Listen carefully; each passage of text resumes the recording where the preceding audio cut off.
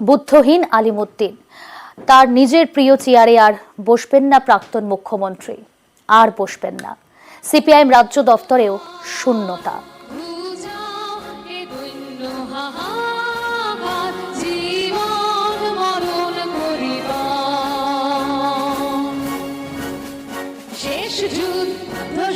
উনিশশো সালে প্রথমবার তিনি পার্টির প্রাথমিক সদস্য হন।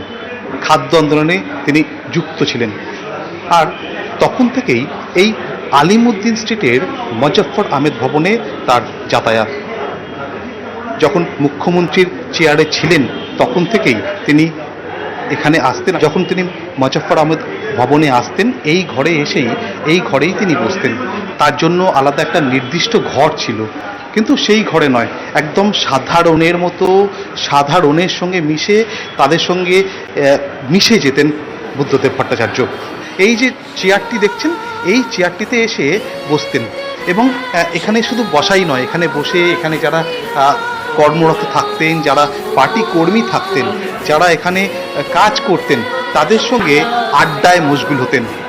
দাবি বলতে থাকতো একটা লাল চা বা একটা ব্ল্যাক কফি, বাস এইটুকুই। তারপরে ঘন্টার পর ঘন্টা এখানে পার্টির কাজ করতেন। যখন মুখ্যমন্ত্রী ছিলেন তখনও পাম এভিনিউর বাড়ি থেকে বেরিয়ে প্রথমেই চলে আসতেন এই ঘরে। আজ এখানকার মানুষজন তারা বড্ড শূন্য বোধ করছেন, কারণ বুদ্ধদেব ভট্টাচার্য আজ নেই। শেষবার হয়তো 2016 সালে এখানে শেষবারের মতো এসেছিলেন, এবং 2016-র পরে এতগুলো বছর শারীরিক অসুস্থতার কারণে হয়তো আসা হয়নি। তারা কিন্তু বুদ্ধদেব ভট্টাচার্যকে কখনো ভুলতে পারবেন না।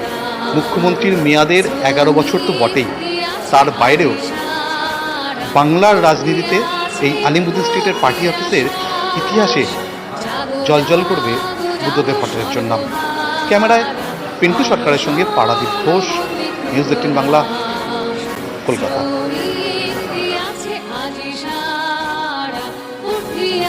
উত্তর